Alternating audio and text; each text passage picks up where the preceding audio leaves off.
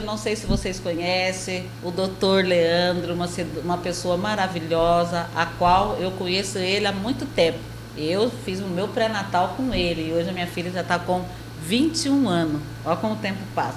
Eu queria que o senhor contasse um pouquinho quem é o doutor Leandro aqui na cidade americana. É um prazer estar aqui nesse Outubro Rosa para falar sobre o câncer de mama. Sim. Disciplina a qual eu dedico a minha vida, já há quase 30 anos como médico, aqui em Americana há quase 25 anos.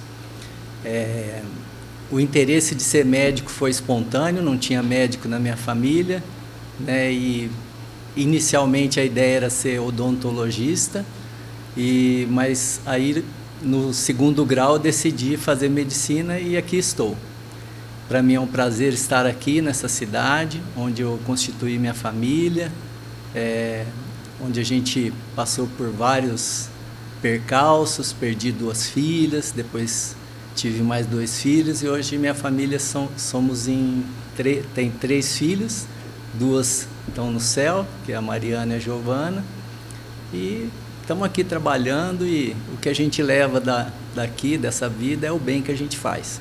Então é o que eu procuro fazer todos os dias, da hora que eu acordo até a hora que eu vou dormir. Eu lembro muito, doutor, esse período que o senhor passou, eu lembro como fosse hoje, tudo, e uma coisa assim, doutor, que até hoje eu nunca fiz essa pergunta para o senhor, que na mesma semana o senhor veio trabalhar, né? E às vezes muitos pacientes que ali aguardavam, não entendia de fato, mas o senhor estava ali, da mesma forma, atendendo as pessoas, porque é o compromisso que o senhor já tem isso no seu coração, né, doutor? Sim, a medicina para mim foi um dom, a profissão que eu escolhi, que eu procuro honrar a cada dia, e realmente foi um período bem difícil, mas ao mesmo tempo vinha aquele compromisso com as pacientes, com aquela agenda, então a gente não pode deixar de servir, que eu acho que é para isso que eu nasci, para servir. Doutor Leandro, quais os seguintes sinais de alerta que todas as mulheres devem obedecer? Bom, com relação ao câncer de mama, para fazer uma breve histórico, esse ano, nesse triênio, o INCA, que é o Instituto Nacional do Câncer no Rio de Janeiro, prevê por volta de 73 mil novos casos, o que representa 10% a mais do que no triênio anterior. Em setembro desse ano, o SUS, numa resolução através da Sociedade Brasileira de Mastologia e do Colégio Brasileiro de Radiologia, em conjunto, eles estabeleceram agora mamografia a partir dos 40 anos anual. Até então não era previsto pelo SUS, a não ser que fosse pedido pelo médico, mas agora é rotina e obrigatório. Sim. Então essa iniciativa, na minha opinião, principalmente para a população que utiliza o sistema SUS público de saúde, vai ser um ganho enorme. E os sinais são nódulos, secreção que pode sair pelo mamilo, geralmente tipo água de rocha ou sanguinolenta, principalmente quando é em um ducto único ou só de um lado. Abaulamentos ou retrações, e o autoexame pode perceber algum nódulo também. Geralmente, né, doutor, eu mesma falo no meu dia a dia, falei assim, meninas, mesmo no seu banho, você já faz o seu autoexame. E muitas pessoas, né, doutor, acabam assim, despercebendo assim, que tem que fazer o seu autoexame, né? Às vezes só quando sente alguma coisa, aí acorda, porque hoje a própria enfermeira hoje pode pedir o pedido de mamografia. Uma coisa que lá no passado as enfermeiras não podiam fazer isso, né, doutor? Era só o ginecologista, né? Sim, perfeito. O atendimento, né, através do sistema público, faz tempo que eu estou fora, desde 2007, mas a ideia é começar com agente de saúde. Então, aquele que vai lá na casa, perceber a necessidade daquela família, chamar o médico da família para avaliar, e é assim que começa. Então, todos esses profissionais que estão envolvidos com o atendimento primário, que seria aquele atendimento da família, que está lá na unidade básica de saúde, do atendente, da secretária, da enfermagem, do técnico de enfermagem, auxiliar, todo mundo que está envolvido, inclusive os médicos generalistas, estarem preparados para fazer esse diagnóstico. Sim, e às vezes, doutor, a população em geral, aqui mesmo em Americana, tem o médico da família, que é o SF, né? Que na época ainda era o doutor Emerson de Assis, que era secretário, que trouxe o médico da família aqui na cidade de Americana. E eu lembro quando fosse hoje, que o senhor vai lembrar disso dos seus pais, que era o médico que fosse na sua casa. Minha mãe já contava essa história. A minha finada mãe contava que o médico ia de jipe no sítio. Então, quando o doutor Emerson falou que é o médico, eu falei, nossa, olha que interessante, né, você poder receber um profissional, um médico na sua casa. E hoje já tem, nem todas as unidades, doutor, mas aqui em Americana tem esse profissional, que é o médico generalista, que faz esse atendimento hoje aqui em Americana. Mas falta muita coisa ainda, né, doutor? Perfeito, O atendimento ele tem que envolver todos os profissionais, e o mais importante de tudo é educar a população a saber que a mulher precisa se tocar, ela precisa conhecer o próprio corpo, né? E a mama é um órgão muito fácil de você apalpar, examinar, perceber qualquer alteração, avisar o médico, a enfermagem, qualquer pessoa que está na UBS.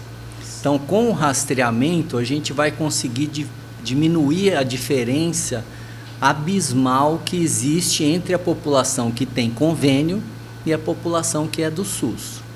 A população que tem convênio, por ter convênio, acaba utilizando mais o plano de saúde e acaba tendo mais acesso a esse processo de educação, de entendimento, de saber os riscos, de estar se examinando, procurando o atendimento. Então, quando a gente compara a população que tem convênio e a população que tem SUS, é uma coisa terrível, porque as mulheres que estão servidas, que são atendidas pela rede pública, elas chegam com diagnósticos muito mais avançados, e como os casos são mais avançados, a chance de morte é muito maior, e o tratamento se torna muito mais difícil e muitas vezes incurável. Exatamente. Então, se você não faz a prevenção, você não consegue alcançar bons resultados. E isso já aconteceu no mundo inteiro. Então, todos os países desenvolvidos, os subdesenvolvidos que já se desenvolveram, passaram por esse processo.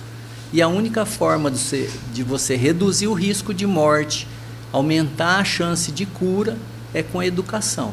Educação da população, educação do sistema de saúde básico, desde, como eu te falei, desde quem está atendendo lá no postinho, a secretária, a pessoa que está envolvida lá nos atendimentos de enfermagem, o médico generalista, o ginecologista e o especialista. Porque hoje, né, doutor, hoje a própria recepção, automaticamente, ela já faz uma simples triagem e já passa para a enfermeira ali, né? Hoje, as enfermeiras, eu observo, desde quando eu estava no postinho de saúde, as enfermeiras já preparadas, né, para fazer aquela triagem, para chegar, porque elas têm essa habilidade de, às vezes, já até encaminhar direto com o ginecologista, né, doutor? Sim. Quais são os principais tipos de tratamento, níveis de atualmente, doutor? Acho que é isso que o senhor acabou de falar, né? Sim. Primeira coisa é o diagnóstico, né, que foi como a gente começou a conversa. Então, o diagnóstico, quanto antes você descobrir o câncer de mama, mais chance você tem de uma cura. E menos recurso você vai precisar para tratar essa pessoa, essa paciente. O tratamento consiste em cirurgia, quimioterapia, radioterapia e hormonioterapia. E mais recentemente, terapia biológica, que a gente fala que são os anticorpos monoclonais, que são como se fossem vacinas, são medicamentos que vão atingir só a célula doente. No SUS já tem disponível esse tipo de medicação, que é o trastuzumab. Alguns outros ainda não fazem parte do rol pela questão custo, sim, mas eu acho que em breve vai ser, eu espero, vai ser incorporada, né? Sim. Doutora Leandra, após a cura, qual deve ser a rotina de acompanhamento do paciente? Porque eu vejo, às vezes, até pessoas fazem essa pergunta para mim, doutor, e às vezes as pessoas vejam a Leonora e vejam assim que eu entendo muito disso, né? Eu não entendo, mas eu quero chegar até no profissional para tirar todas essas dúvidas da paciente. Porque às vezes ela tira a mama, fez todo o tratamento. Qual que seria, doutor, para ela, a rotina dela voltar com o profissional aí? Então, assim, a maioria dos casos que a gente consegue o diagnóstico precoce, a gente não tira a mama toda, tira só um pedacinho às vezes. Pode ser um tumor pequeno, a gente chama cirurgia de tumorectomia, ou segmentectomia, que é um segmento da mama, ou um quadrante, que aí seria um quarto, ou às vezes até metade da mama, quando o volume permite, ainda consegue ficar com o órgão. Mas quem tem mais risco de ter câncer é quem já teve. Então a mulher que já teve precisa ser bem vigiada. Vigiada para saber se o tratamento foi efetivo em aniquilar as células cancerígenas com cirurgia, quimio e radioterapia, e também vigilante para o risco das metástases, porque as metástases elas podem ocorrer, sim, muitos anos depois do primeiro tratamento. Então sempre tem que ter muita vigilância com quem já teve câncer. Essas pessoas precisam de ter um cuidado, estar sempre próximo do seu especialista, do oncologista clínico, ou do seu mastologista, ou do seu ginecologista de confiança, e está fazendo as triagens e não pode deixar de pesquisar qualquer sintoma. Sim, tem que estar sempre vigiando, né, doutor? Quais os cuidados que o doutor acha necessário para manter a autoestima, o bem-estar da paciente durante e após o tratamento? Porque às vezes, doutor, eu falei até terça-feira passada, porque a doutora Tatiana foi lá, e o senhor também vai me entender. As pessoas acham muito se dar aquele alerta no Outubro Rosa. Não, o Outubro Rosa, ele é uma prevenção, né, doutor? É uma prevenção. E às vezes eu vejo no meu dia a dia, Leonora, onde vai estar a carreta? Eu falei, nossa, mas você pode estar indo, esse tempo você pode estar indo na unidade básica de saúde, pode passar com a enfermeira, ela já vai fazer o pedido de mamografia, e ali vai, porque o ultrassom de mama só o profissional, mas hoje o médico da saúde, ele pode pedir um ultrassom de mama, né, doutor? Hoje pode, hoje esse médico está preparado, igual que o senhor acabou de falar, então ele está preparado. Então, mas parece que o alerta dessas mulheradas, doutor, vejo o Outubro Rosa, aí parece que você acendeu uma luzinha, não, eu vou lá, e não é, né? E eu gostaria que o senhor falasse um pouquinho sobre isso. Bom, então, assim, o cuidado é o que a gente acabou de falar e que eu repito, é a educação, né? Então a gente precisa educar o povo, a gente precisa educar os profissionais que estão diretamente envolvidos com o atendimento básico, porque eles são os médicos que vão conseguir fazer esse diagnóstico mais precoce, encaminhar para o especialista para tratar doenças iniciais.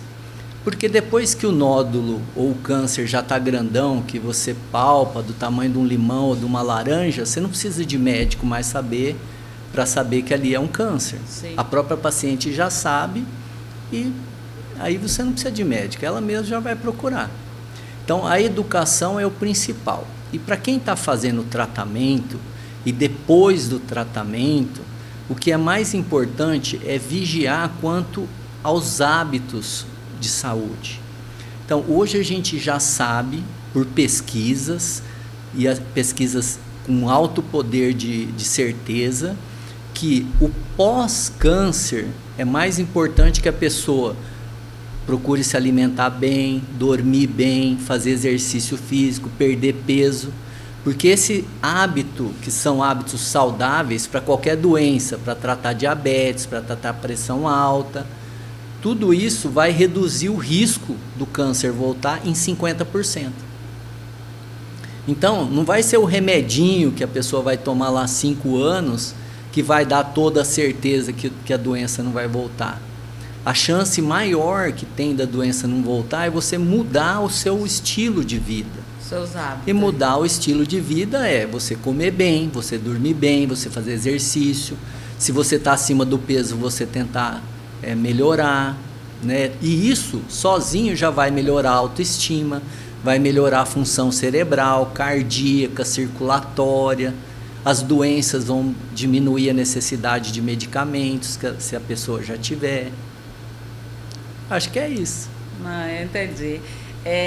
Eu vejo que eu tenho amigas minhas, doutor, que perdeu a mama, e eu vejo nelas, assim, o autoestima dela, e eu vejo muito assim que ela fala, às vezes elas davam depoimento, sabe, e falando que Deus deu a cura para ela ali. E eu vejo, então, quando aquela autoestima dela ali, eu falo para ela que ela tem que falar isso para essas tantas mulheres aí fora, que ela não está jogada para as traças, vamos dizer assim. Não, o autoestima dela, ela pode, é o exemplo que ela pode dar para tantas mulheres aí a se cuidar muito e muito aí, não é, doutor Leandro? Com certeza. E quanto à mastectomia, né, que é a cirurgia mais radical, que é a retirada de toda a mama, hoje a reconstrução é garantida, inclusive pelo SUS. Sim. Então você tem a reconstrução. Então você não precisa ficar mutilada, você pode pleitear e você vai ser atendida quando você sentir a necessidade de fazer a reconstrução. Se não for imediatamente no momento da cirurgia, talvez no segundo tempo, aí a orientação é do especialista, né? Sim, e muitas dessas mulheres ainda não sabem disso, viu, doutor? A faixa etária. Certo. A Sociedade Brasileira de Mastologia, há 25 anos, está pleiteando fazer com que o SUS oriente as pacientes a fazer mamografia a partir dos 40 anos, anualmente, porque aqui no Brasil, a nossa população tem muito hispânico e negro. E essa população que tem hispânico e negro, geralmente essas mulheres, e todos nós brasileiros, quando você fala brasileiro, você não sabe o que vai entrar, se é um branco, se é um loiro, se é um negro, se é um asiático. Então a nossa população, por ter muito hispânico, né, que é espanhol, português e negro, tem mais câncer de mama precocemente. E se você institui ou estabelece que a mamografia é só a partir dos 50 anos, as pacientes que têm acesso ao SUS só vão ter direito de fazer exame depois dos 50 anos. Por isso que as mulheres que são assistidas pelo SUS, que têm acesso à saúde através do Sistema Único de Saúde, elas aparecem com câncer de mama, especialmente as jovens, mais adiantados. Por causa desse processo da educação, que deve começar lá atrás, desde da escola, passando pelos agentes de saúde, todos devem estar envolvidos nesse processo de atendimento, de orientação, de perceber nódulo ou qualquer alteração, porque a nossa população tem câncer de mama mais cedo. Então, o SUS copiava a Europa, só que a população europeia é predominantemente branca. E as mulheres brancas geralmente têm tumores luminais, ou seja, com receptores hormonais positivos, e esses tumores geralmente eles aparecem depois dos 50 anos. Por isso é que lá a orientação é mamografia a partir de 50. Sim. No Brasil, a gente tem essa realidade. Então, depois de 25 anos, agora em setembro, a gente conseguiu, né, claro, as lideranças da nossa sociedade brasileira de mastologia, o Colégio Brasileiro de Radiologia conseguiu, através do SUS, conseguiu mamografia anual a partir dos 40 anos. Então, no consultório, eu tenho paciente de 21 anos com câncer de mama. Nossa. Tá, então, esse tipo de perfil é um perfil que nunca a gente vai descobrir com mamografia, porque essas meninas nunca vão procurar a gente para fazer mamografia nessa idade. Então, isso vai ser um diagnóstico de exceção. Então, tem descrito em crianças câncer de mama, inclusive do sexo masculino, porque o homem também pode ter câncer. 1% de todos os casos de câncer de mama acontece em homens, certo? Mas é isso, acho que mais ou menos seria essa a ideia. Quando o senhor falou aí do câncer de mama do homem, doutor, eu lembro que a doutora Tatiane falou, eu tenho paciente homem, e eu vi alguns vereadores lá olhando assim, falei assim, não, eu já vi casos de homem ter câncer de mama sim, porque a gente fala do outubro rosa só para as mulheres, não, mas a gente tem que ficar atento também aí com os homens também, né, doutor? Sim, com certeza. Então, para o homem, 1% é bastante, né? Se cada 100 casos, um vai ser um homem, então você imagina isso aí, você vai multiplicando e você vai chegar num número bem grande, né? Então, o homem também é a mesma coisa, precisa conhecer o seu corpo. Aparecer um carocinho, uma feridinha na areola, no mamilo ou na mama, tem que investigar. Não dá para ficar olhando aquilo ali se transformar numa coisa mais grave e não ter o atendimento, né? Sim. Doutor Leandro, eu só tenho que agradecer a Deus pelo esse bate-papo. Aí, para finalizar o nosso bate-papo, que o senhor chamasse a atenção dessas mulheradas aí, mas não chamar atenção, sim, mas assim um puxão de orelha, doutor, para elas ficar atentas, porque a saúde está em primeiro lugar. Sim, então o Outubro Rosa é um mês dedicado a divulgação de todo esse problema grave que a gente vive no mundo, não é só no Brasil, e chamar a atenção de todas as mulheres, de todas as idades, e que a mãe já ensina a filha para poder se examinar, para não deixar de ir ao seu ginecologista, ao seu médico generalista, fazer o autoexame, quando chegar a data de fazer a mamografia, fazer, a partir dos 40 anos agora contemplado pelo SUS, e espero que a gente possa ter ajudado, e é sempre um prazer, e continue assim, que eu percebo a sua humildade, né, essa vontade de ajudar o próximo. É isso que eu espero que você continue fazendo e que eu fico muito feliz. Obrigada. Né? Obrigado. Obrigada mesmo. E a gente vai fazer outros temas aí no futuro, tá bom?